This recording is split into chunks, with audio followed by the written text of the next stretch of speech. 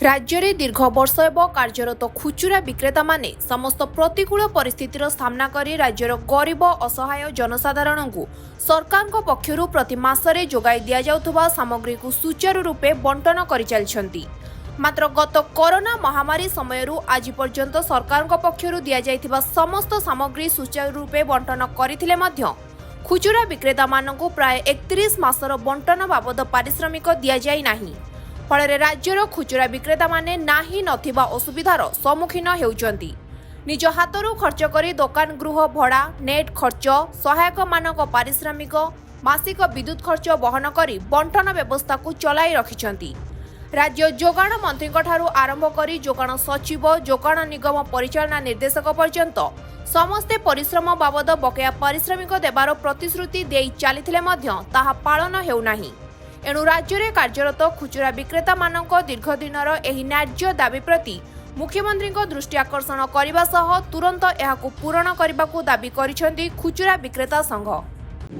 नगेंद्रनाथ जेना ओडिशा राज्य डीलर संघर सभापति। सांबादिक सम्मेलन कौन कर आमर सांबादिक सम्मेलन कर अभिप्राय होची दीर्घ 40 मास धरी केंद्र सरकार जातीय खाद्य सुरक्षा 2013 रूपांतरीकरण नाम होची प्रधानमंत्री गरीब कल्याण अन्न योजना निरवच्छिन्न भाव में ओडिशार समस्त रिटेलर बंधु माने खाउटी सामग्री हिताधिकारी मानक सुचारू रूपे बंटन करिसेंती। दुख एवं परितापर विषय वर्तमान सुधा आमे मात्र 12 मासर रिटेलर मानकर पारिश्रमिक राशि पाइछु 28 मासर बाकी अच्छी। तेणु यार प्रतिवाद रे समग्र भारत वर्षर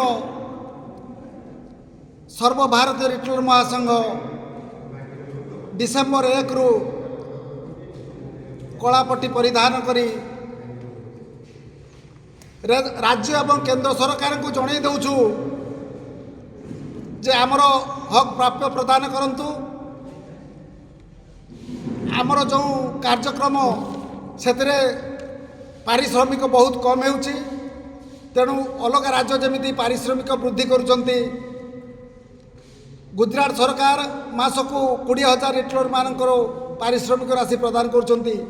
दिल्ली राज्य सरकार प्रति क्विंटाल 2,000 टंका, हरियाणा 200 टंका एवं हरियाणा 200 टंका, राजस्थान 200 टंका एवं कोरोना रे मृत्युवरण करथिया परिवार को राजस्थान गवर्नमेंट 50 लाख अनुकंपा राशि प्रदान करुछंती। तेणु दुख अपरितापर विषय कोरोना समय शताधिक रिटेलर बंधु मैंने मृत्युवरण करिसेंती। सेमानक परिवार आज निसहाय ना पुनः नियुक्ति देउछंती ना सेमानकु तांकर पारिश्रमिक राशि मिलुची।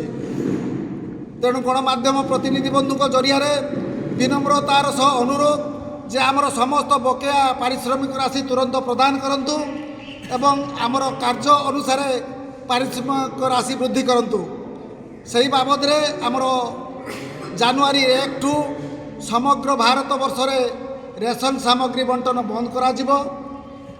16 जनवरी रे नुआ दिल्ली स्थित रामलीला मैदान रु जंतर मंतर अभिमुखे आमर पदयात्रा संसद भवन सम्मुख आम विक्षोभ प्रदर्शन करूँ। आमर जेते दिन जाए सरकार आमर पारिश्रमिक राशि वृद्धि न करिसेंती, आमर बकेया पाउना पैठ करिनछंती, आमर ए कार्यक्रम जारी रहिबो। तेणु जेते शीघ्र केंद्र एवं राज्य सरकार आम सह आलोचना करिवे आमे निष्कर्ष बाहरी आमर बकेया पाउना पॉइंट सह वृद्धि करिवार समस्त व्यवस्था कले आमे सरकार को धन्यवाद बा बधाई जणैबु। मो ना प्रदीप कुमार दास, मु कटक जिला डीलर एसोसिएशन सभापति। कौन रही आपन दाबी? राज्य आमर मुख्य दाबी हूँ जो कोरोना महामारी होता से सरकार को आम चाउल गहम बंटन करूँ मागणार से बाद को आज 28 मासर पैसा आम मिलनी। तह सहित प्रधानमंत्री ଗରିବ କଲ୍ୟାଣ ଯୋଜନାରେ ମାନ୍ୟବର ପ୍ରଧାନମନ୍ତ୍ରୀ ଡିକ୍ଲେୟାର କଲେ 1 ବର୍ଷ ପାଇଁ। ସେ 1 ବର୍ଷ ଚାଉଳ ବଣ୍ଟନ କରୁଛୁ, ସେ ବାଦରୁ ମାତ୍ର 6 ମାସ ପଇସା ମିଳିଛି। ବର୍ତ୍ତମାନ ଆମେ ଯାହା ଶୁଣୁଛୁ, ବର୍ତ୍ତମାନ ଯେଉଁ 6 ମାସ ପଇସା ଅଛି, ସେଥିରୁ 3 ମାସ ପଇସା ଓଡ଼ିଶା ସରକାର ଦ୍ୱାରା ତାଙ୍କର ବକେୟା ଯାହା ଅଛି ତାଙ୍କର ସିଏ ଦେଇଛନ୍ତି ଏବଂ ଆମକୁ କେନ୍ଦ୍ର ସରକାର ଦେଇନାହାନ୍ତି। ଆମେ ଯାହା ବୁଝିଲୁ ସେ ଆମକୁ କହିଲେ, ଅଫିସରେ ବୁଝିଲୁ, ଯୋଗାଣ ଅଫିସ ଯାଇଥିଲୁ ଯେ ତୁମେ କେନ୍ଦ୍ର ସହିତ ଲଢ଼, ତୁମର ପଇସା ଆମ ପାଖରେ ଆସି ପହଞ୍ଚିନି, ତୁମ କେନ୍ଦ୍ର ସହିତ ଲଢ଼ିଲେ ତୁମ ପଇସା ପହଞ୍ଚିବ। ସେହି ପରିପ୍ରେକ୍ଷୀରେ ଆମର ଅଲ୍ ଇଣ୍ଡିଆ ଫେୟାର ପ୍ରେସ୍ ହେବ ଆଗାମୀ ଜାନୁଆରୀ 16 ତାରିଖ ଦିନ ଆମର ଦିଲ୍ଲୀର ଯନ୍ତ୍ରମନ୍ତ୍ରରେ ପ୍ରାୟ ସାରା ଭାରତ ବର୍ଷର 1.5 ଲକ୍ଷ 2 ଲକ୍ଷ ଡିଲରମାନେ ଏକାଠି ହୋଇ ଆମ ଦାବିପତ୍ର ଦେବା ପାଇଁ ଆମ ସରକାର ପାଖରେ ବସିତା କରୁଛୁ। ଆମର ବିଭିନ୍ନ ଦାବି ଅଛି, ସେ ଦାବିକୁ ଆମେ ଉତ୍ଥାପନ କରୁଛୁ। ଆଉ ସେ ଉତ୍ଥାପନ ହେଲେ ଆମ ସରକାର ଯଦି ଆମର ପାରିଶ୍ରମିକ ଦେବେ ଏବଂ ଆଗାମୀ ଯେଉଁ 5 ବର୍ଷ ଡିକ୍ଲେୟାର କରିଛନ୍ତି ଆମକୁ ପାରିଶ୍ରମିକ ଦେବେ କେବଳ ଦେବେ ସେଟା ସ୍ପଷ୍ଟୀକରଣ କରୁଛୁ। ଆମେ ମାଗଣା ବାଣ୍ଟି ରହୁଛୁ। ଆମର ପେପର ରୋଲ, ଖାତା, ଆମ ଘର ଭଡ଼ା, ପିଲା ଖର୍ଚ୍ଚ ଏବଂ ଆମର ଅନ୍ୟାନ୍ୟ ଖର୍ଚ୍ଚ ଅଛି, ସେ ଖର୍ଚ୍ଚ ମଧ୍ୟ ଆମେ ଟଙ୍କାଟା ପାଇପାରୁନୁ। ଆମ ମୁଁ କ'ଣ ମୋର ଯେତେ ଡିଲର ଭାଇମାନେ ଅଛନ୍ତି ସମସ୍ତେ ବଣ୍ଟନ କରିକି ସମସ୍ତେ ବିନା ପାରିଶ୍ରମିକ ଆଣୁଛନ୍ତି। କାହା ପାଇଁ ଟଙ୍କାଟା ବର୍ତ୍ତମାନ ଖର୍ଚ୍ଚ କରିବା ପାଖରେ ପଇସା ନାହିଁ। ମୁଁ ଦୁଃଖରେ ଅଛି, ମୁଁ ଦୁର୍ଦିନରେ ଅଛି। ମୁଁ ସରକାରଙ୍କୁ ଆପଣ ମିଡ଼ିଆ ଭାଇମାନେ ଆମେ ଜଣାଉଛୁ, ଯଦି ସରକାର ଏବଂ ରାଜ୍ୟ ସରକାର ଏବଂ କେନ୍ଦ୍ର ସରକାର ଆମର ଦୁଃଖ ବୁଝନ୍ତି ତାହେଲେ ଅନ୍ତତଃ ଆମେ ପାରିଶ୍ରମିକ ପାଇଲେ ଆମେ ଖୁସି ହେବୁ। ମୋ ନାଁ ହେଲା ସୈୟଦ ଏକରାମ ହୁସେନ, ସାଧାରଣ ସମ୍ପାଦକ all India fair price of dealer federation Odisha unit. ଆଜି ଯେଉଁ ସମ୍ମିଳନୀ କରିଛନ୍ତି କ'ଣ ଦାବି ରହିଛି ଆପଣଙ୍କର? ଆମର ମୁଖ୍ୟ କଥା ହେଉଛି ପ୍ରଧାନମନ୍ତ୍ରୀ ଗରିବ କଲ୍ୟାଣ ଅନ୍ନ ଯୋଜନା ବାବଦରେ ଗତ କରୋନା ମହାମାରୀ ସମୟରେ ରିଟେଲର ମାନେ ନିଜ ଜୀବନକୁ ବିପନ୍ନ କରି ସାମଗ୍ରୀ ବଣ୍ଟନ କରିଥିଲେ। ସେ ବାବଦରେ 28 ମାସର ବକେୟା ପାରିଶ୍ରମିକ ଆମକୁ ଦିଆଯାଇ ନାହିଁ ଏବଂ ବର୍ତ୍ତମାନ ଚଳିତ ବର୍ଷ ପୁଣି ଥରେ ଭାରତବର୍ଷର ପ୍ରଧାନମନ୍ତ୍ରୀ ଜାତୀୟ ଖାଦ୍ୟ ସୁରକ୍ଷା ଆଇନକୁ ବଦଳ କରିକି ପୁଣି ପ୍ରଧାନମନ୍ତ୍ରୀ ଗରିବ କଲ୍ୟାଣ ଅନ୍ନ ଯୋଜନା ଯେଉଁ ବଣ୍ଟନ କଲେ, ସେ ସାମଗ୍ରୀ ବାବଦରେ ଆମେ ମାତ୍ର 6 ମାସର ପାଇଛୁ, ଯେବେକି ଆମେ 12 ମାସର ବଣ୍ଟନ କରିଦେଇଛୁ।